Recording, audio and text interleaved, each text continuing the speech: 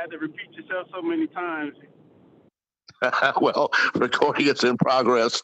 This is Andrew Williams Jr. with Greg Washington, and this is an impromptu Conversations with Andrew Williams Jr. And we're discussing the basic study manual as well as what's called the Envision centers. But Greg, please give me an opportunity to introduce yourself better. Gerald Bennett and I were connected some time ago through my relationship with General Arnold Gordon Bray and Michael Rendler. Just to give you a little background, I'm here in Los Angeles. I've been here since 1980. In 2000, I became part of a think tank here called Global Business Incubation. They have a separate division called GBI Emerald Veterans, and that's where General Bray, myself, Paul Ruffin, others are included. So this conversation with you, Greg, is hopefully to engage all of our networks with addressing this issue that the email brought up. So please tell me a little bit more about yourself for our audience, and then we can go into details about what I shared and what you think we can do. Ball's in your court. Indeed. My name is Greg Washington. I'm a West Point graduate and an Army vet. I was at West Point when 9/11 happened. And so me and my classmates, we chose to stay at West Point and fight when we graduated. I commissioned as an infantry officer deployed to Afghanistan and Iraq. I was injured myself and got out. And so coming from West Point, trying to figure out life after the military, I climbed the corporate ladder working for Shell Oil and Gas. Then I went and got my MBA at Tulane with a concentration in finance and started up my own business doing accounting work. And so I found myself as a vet not fulfilling my purpose and ended up starting a nonprofit to raise awareness for mental health and suicide prevention. And so I walked 1,800 miles from Mount Bayou, Mississippi, which is one of the first official Black recognized towns in the U.S. I walked from Mount Bayou all the way to West Point, New York. And so when Gerald told me about the program and how we were looking to help our youth, I jumped on it because I walked through many of those diverse and underserved areas in the South that need our help. Me and my son, we walked every foot of the Civil Rights Trail that Dr. Martin Luther King and other civil rights activists walked. And so my son said, "Dad, if you're walking for veterans, I'm going to walk for our youth." That was him at the age of 15. And so this is near and dear to my heart because when you think about our underserved, our youth, and the opportunities that they have ahead of them with STEM,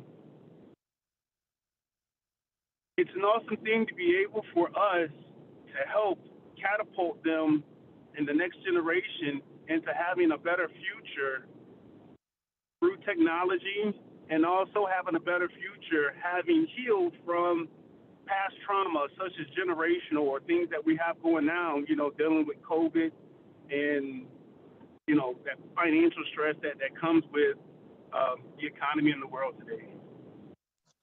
Okay, well, just to let you know, every Tuesday, I host a show with Prophet Cox dealing with health and well-being. So I'd like to invite you, if you would be so kind, if your schedule permits, to invite you on the show any Tuesday, 8 o'clock Pacific time, that you'd be able to introduce what you're doing. But for the purposes of this call, I'd like to direct your attention, when you have an opportunity, to the email I sent you. We were just in a communication last week with Michael Rendler. Oh, by the way, on the first Mondays of every month, I host a show called the General and the Architect, and that's General Bray and Architect Michael Rendler. Our show last week, or actually a few days ago, is what led to this email right now. I'm an inveterate researcher. And so this morning when I ran across this article describing how our schools are not just falling far behind, but the enrollment is dropping precipitously. And it just begs the question of how can we address this issue? So as I mentioned in my email, I myself, according to oral history, I've been speaking in complete sentences since I was 18 months old. I began reading at 3, but it was my high school teacher who was also my Latin teacher, my world history teacher, my French teacher, and my English teacher, right, who made it clear that in order to thoroughly understand and convey meaning, it's necessary to understand each word that's being used, regardless of what language it is. And that was drilled into me again in 1977 when I ran across an entire book that began with the instruction not to read past any word or you'd be unable to thoroughly understand what's said in the rest of that paragraph or perhaps in the rest of the book or, the presentation. So in 2016, I was called. You were able to read it in 18 months. I'm literally talking to a genius. Well, we're all geniuses to a certain degree. I mean, I myself, at 3 years old, right, I experienced massive trauma. I was involved in the middle of a violent gun episode between my stepfather and my mom. So I was in a coma for 3 weeks. And that has ultimately affected everything that's happened in my life since that time.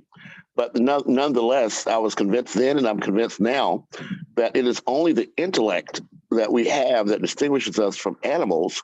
But in that regard, we're all connected together as human beings, as all people of African descent. So, in my regard, just as the civil rights open up doors for women and gays and others, here we are faced with this traumatic incident, George, where we have a war on one hand, a pandemic on the other hand, and we have a hunger pandemic coming.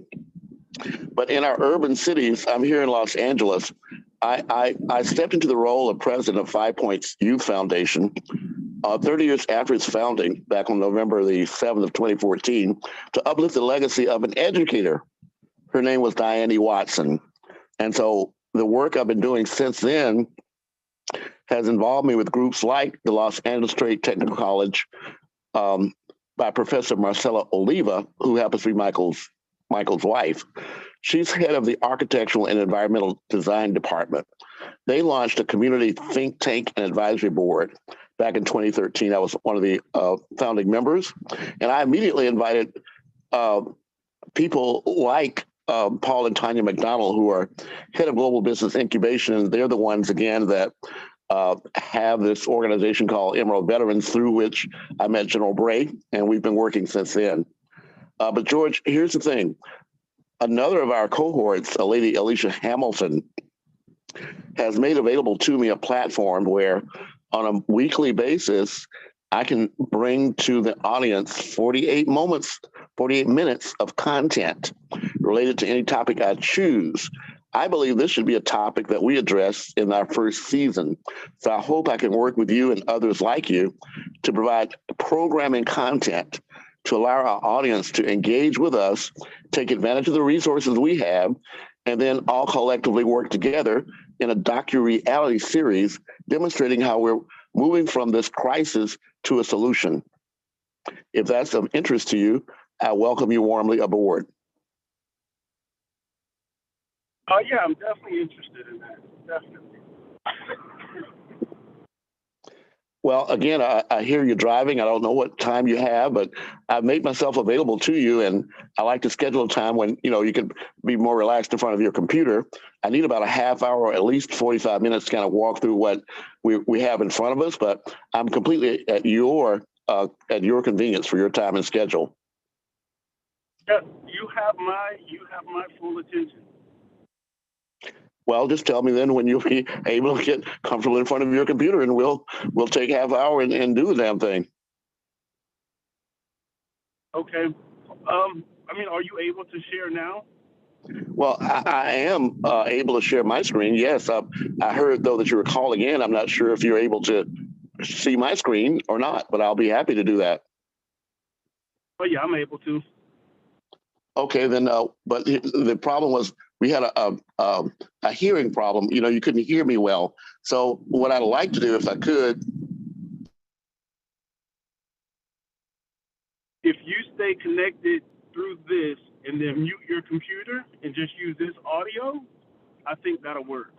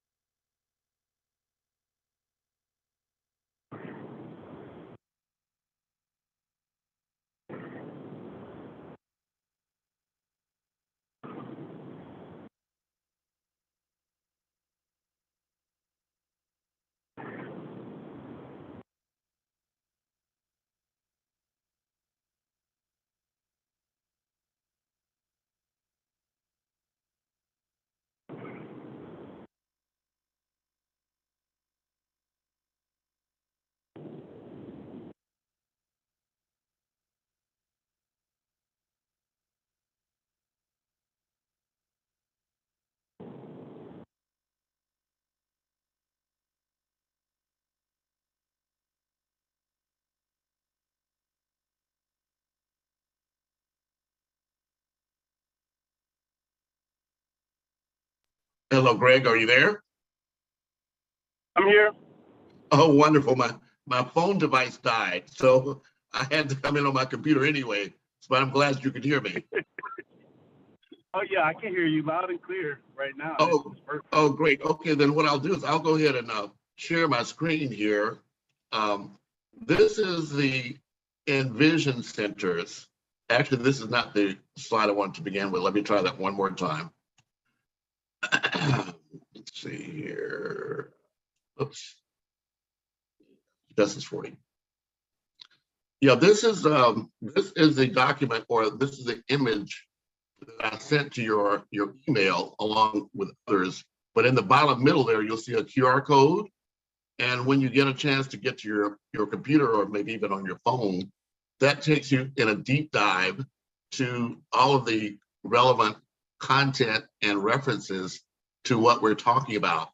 The outcome we're trying to accomplish is for us to create smart citizens.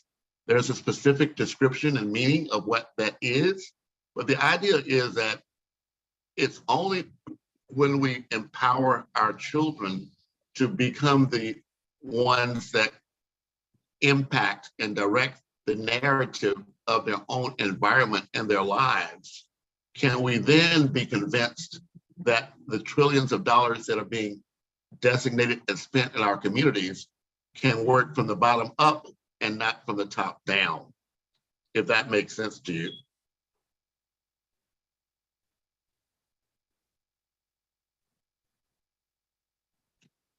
I don't hear you, so I'm not sure if you hear me or not. I was on mute, Greg? so I can hear you speak. Okay, very good. Can you hear me? Also, yeah, I hear Okay. you now. Yes. So here's the thing. Also, now we've got. I stopped sharing it, but I'll start again in just a moment. Okay. Yes, can you see the screen now? Yep. Okay, this is the Envision Centers, but we've been joined now by Mr. or I should say Mr. Sir James Bailey, and he's very important in this conversation. Sir Bailey, I brought you into a conversation with Greg Washington, who was referred to me by Gerald Bennett.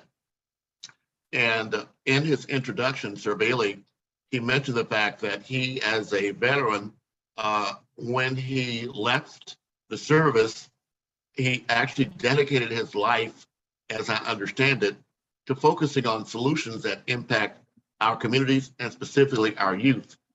Much like Jenny Carrington and Greg, that may not be a name you're familiar with, but Jenny Carrington actually walked across America, and she's one of our key stakeholders.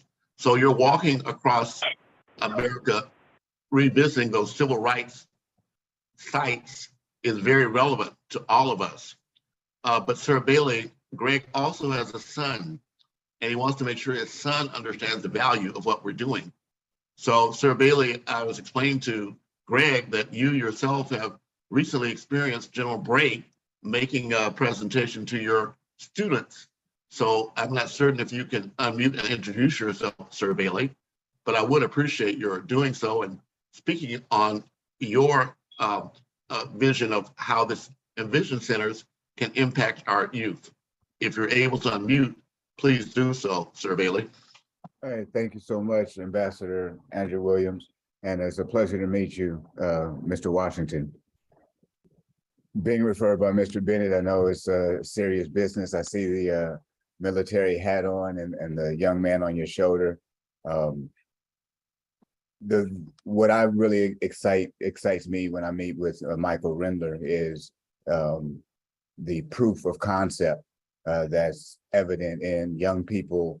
And I say young people because we're talking about 24, 25, 27-year-olds. We're just learning how the brain development happens after 21 in completion. And the school I work with has won a lot of victories in regard to adolescents being sentenced to life sentences and death row with that scientific discovery. So when I think when Ambassador speaks about the bottom up and young people, I include the very young, like on your shoulder, but also the young that have experienced the trauma of incarceration, of a foster care life, and then also need support, having equity in the building of our new worlds. And that has happened at LA Trade Tech with young people in E7 architecture, designing the virtual plan for the train, the going from inner city Los Angeles to the airport, from gardening to entertainment, like Ambassador Williams was saying, telling our stories. But the project I do, Art Life Live, is really about these relationships, you know, so much in STEM. When I was introduced to Mr. Bennett and the C2C STEM Innovation Network out in San Antonio, it was really early in STEM. And what I've been able to add with the USC's algebra project, the history of Bob Moses, is the relationships and arts that turn a STEM into a stream. And those relationships get magnified and manifest new realities when they are between generations, between classes, between the sexes, when they're between demographics, so that we're really doing these things together. So I appreciate your time and I appreciate you being here. And thank you for allowing me to share, Ambassador Williams. Oh, not only is it appreciated, but it's necessary. Greg, the point I'm trying to get across to you is that we're all a family. And so again, what I did send you an email that has this image on it. In the image in the middle at the bottom is a QR code. That will give you a deep dive into all of the intricacies of what we're talking about. But specifically, even though I'm here in Los Angeles, in my personal life, you heard Sir Bailey refer to me as the ambassador. I actually have been and recognized as a Goodwill ambassador for quite some time. As a matter of fact, since 2009, I was first appointed as a Goodwill ambassador, not because of anything that I thought, but because I was recognized for having a real world impact through social media. And it's in that capacity that when I stepped into the role of president of 5 Points Youth Foundation, that I appointed other goodwill ambassadors like Sir Bailey, but also people from around the world who felt enough of a belief that working through the 5 points, including education, entrepreneurship, empowerment, employment, are all relevant throughout the world. So among our goodwill ambassadors, we do have those, as I said, from other countries, but we also have them from other USA territories like Puerto Rico. Luis Cruz Diaz was included in that email to you. And even though he's in Puerto Rico, which is at this point going through its own struggle with sovereignty, they're faced with many of the same challenges that we find ourselves dealing with on a daily basis in the inner city America, and particularly in our urban communities, and specifically those that are impacted by the housing and urban development properties throughout the United States. My point in the email I made, however, was that our responsibility goes further than just the immediate lives that we touch. What we do has impact that reverberates throughout the entire American system and the world system. So in that regard, the Housing and Urban Development Department, as you may know, as I said, has impacts on places like Puerto Rico, but also places like Guam, which has very special meaning to Sir Bailey, but also places like the British Virgin Islands, where we have one of our representatives is a senator there. So I'm saying this to you, Greg, to say that we have the ability to touch and reach people in all walks of life. But what we're trying to do is find a way to begin with a common resource. And I did include a link in the chat, in the email to you about this basic study manual. And Sir Bailey, you may or may not be familiar with it, but it is the basic study manual is the bridge, as far as I'm concerned, to understanding any other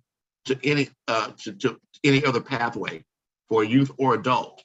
But specifically, as I've heard Michael Rendler talk about smart citizens, what he's meaning is that we can't have smart cities without smart people.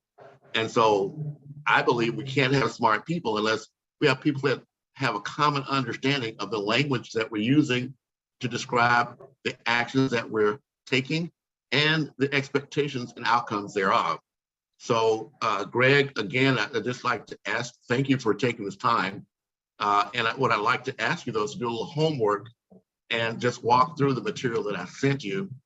Sir Bailey, I did include in that email a link to a page called the UN Habitat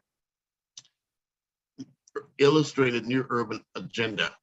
Now, most people are familiar with the Sustainable Development Goals, at least outside of the United States.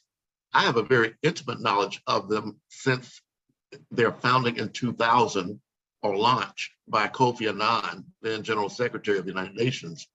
What we know now is that Sustainable Development Goals are only the second iteration of an intent to achieve peace on Earth during our lifetimes. But there was a companion piece that went along with that had businesses to work with corporate social responsibility awareness in three major areas: human rights, labor, and the environment. Later, they added a fourth for anti-corruption and transparency. So that was an organization that began with 40 corporations that now has grown to over 13,000. But the genius, it's been said, of Kofi Annan is that he included academics as well as civil society in that organization.